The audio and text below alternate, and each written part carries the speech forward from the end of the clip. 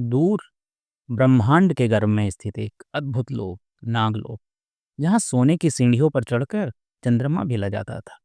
वहां रहते थे नागराज वासुकी, जिनकी कन्या सुलोचना अपने नाम के अनुरूप अत्यंत सौम्य और तेजस्वी थी।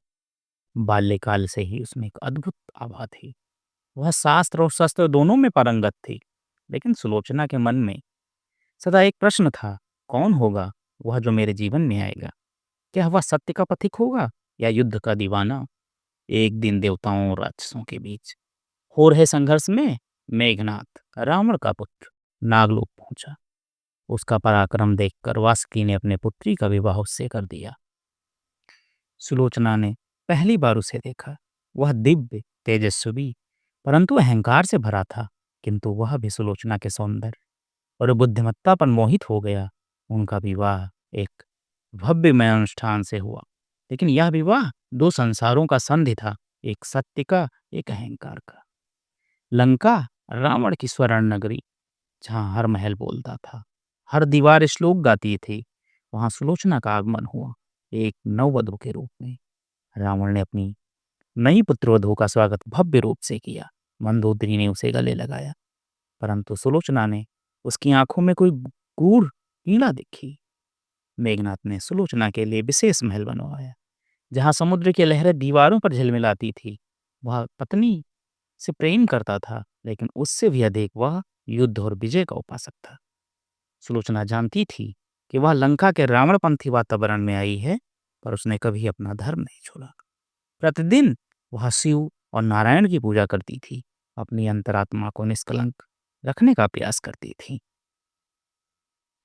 जब सीता का हरण हुआ, तब सुलोचना ने पहली बार अपने पति के मुख से राम नाम सुना। एक ऐसा व्यक्ति जो वन में रहते हुए भी राजा था, जिसकी पत्नी के लिए वानर सेना समुद्र लांघने को तैयार थी। उसने मेघनाथ से पूछा, क्या तुमने कभी उस पुरुष की आंखों में झांका है जिसने तुम्हारे पिता को जिताया नहीं, विनाश को टालने का आग्रह किया है? मेघनाथ हंस पड़ा। और यह युद्ध है सुलोचना। धर्म और अधर्म की बातें केवल कवियों के गीत हैं। युद्ध में केवल विजय मायने रखती हैं। लंका में शंखनाद हुआ। राम ने समुद्र पार किया। वानर सेना, अंगद, हनुमान, सुग्रीव, नल, नील, सबने मोर्चा संभाला और फिर युद्ध के रण में मेघनाथ भी कूदा। यह वही मेघनाथ था जिसने इंद्र को भी पराजित किया था। परंतु यह युद्ध अलग था। यह राम और लक्ष्मण जैसे योद्धा थे। सुलोचना हर रात पूजा करती, अपने स्वामी की विजय की कामना करती, परंतु उसके अंतःकरण में द्वंद्व था। क्या मैं उस पथ का समर्थन कर रही हूँ जो अधर्म पर आधारित है?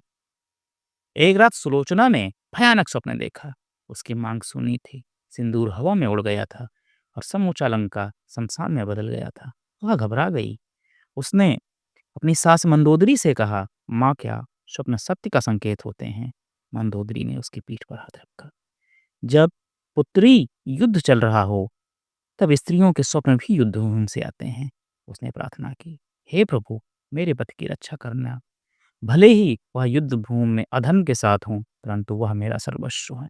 जब लक्ष्मण, रावण के महाकर्मी पुत्र इंद्रजीत, मेघनाथ को मारने की प्रतिज्ञा लेकर युद्ध भूमि जाने के लिए प्रस्तुत हुए, तब राम ने उनसे कहा, लक्ष्मण, युद्ध में जाओ और अपने पराक्रम तथा युद्ध कौशल से रावण के पुत्र मेघनाथ का वध करो।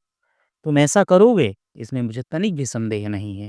लेकिन एक बात का विशेष ध्यान रखना कि मेघनाथ का सिर किसी भी तरह से जमीन पर नहीं गिरना चाहिए, क्योंकि मेघनाथ स्त्री भक्त है और उसकी पत्नी अत्यंत पतिव्रता। यदि ऐसी साध्वी के पति का सिर धरती पर गिर जाए, तो हमारी सारी सेना नष्ट हो जाएगी और हमें युद्ध भूमि में विजय की आशा छोड़नी पड़ेगी। लक्ष्मण अपनी सेना लेकर चल पड़े। उन्होंने युद्ध भूमि में ऐसा ही किया। युद्ध में उन्होंने अपने बाणों से मेघनाथ का सिर काट डाला, परंतु उसे धरती पर नहीं गिरने दिया। हनुमान उस सिर को रघुनंदन के पास ले आए। मेघनाथ की दाहिनी भुजा आकाश में उड़कर उसकी पत्नी सुलोचना के पास गिरी। सुलोचना आश्चर्यचकित हो गई। अगले ही क्षण अत्यंत दुख से विलाप करना शुरू कर दिया, लेकिन उसने उस भुजा को नहीं छुआ। उसने सोचा, हो सकता है यह भुजा किसी और की हो। ऐसी स्थिति में तो मुझे दूसरे पुरुष का स्पर्श का भी दोष लगेगा। निर्णय करने के लिए उसने उस भुजा से कहा, यदि तुम मेरे स्वामी कि भुजा हो तो मेरे पतिव्रता की शक्ति से युद्ध का संपूर्ण वृतांत लिख दो। दासी ने बाहु को कलम थपा दी। कलम ने लिखा, प्रिय, यह भुजा केवल मेरा है। मैंने युद्ध भूमि में श्री राम के भाई लक्ष्मण के साथ युद्ध किया था। लक्ष्मण ने कई वर्षों तक अपनी पत्नी, भोजन और नींद का त्याग कर रखा था। वह तेजस्वी और सभी दिव्य गुणों से परिपूर्ण है। युद्ध में उसके साथ मैं नहीं रह सका। अंत में उसके बाणों से घायल होकर मेरी मृत्यु हो गई। मेरा सिर भी श्री राम के पास है। सुलोचना ने अपने पति के हाथ में लिखी पंक्तियां पढ़ी तो वह व्याकुल हो गई। अपने बेटी और बहू का विलाप सुनकर लंका का राजा रावण और मंदोदरी भी आई। रावण बोला, सुबह होते ही मेरे बाणों से हजारों सिर कटकर धरती पर गिर जाएंगे। मैं खून की नदियां बहा दूंगा। दयनीय रूप से चीखते हुए सुलोचना बोली, लेकिन इससे मुझे क्या लाभ होगा पिताजी? हजारों नहीं बल्कि लाखों सिर भी मेरे स्वामी के सिर के अभाव में पूर्ति नहीं कर सकेंगे। सुलोचना ने निश्चय किया, मुझे अब सती खो जाना चाहिए। परंतु उसके पति का शव तो राम दल में पड़ा है, फिर वह सती कैसे हो सकती थी?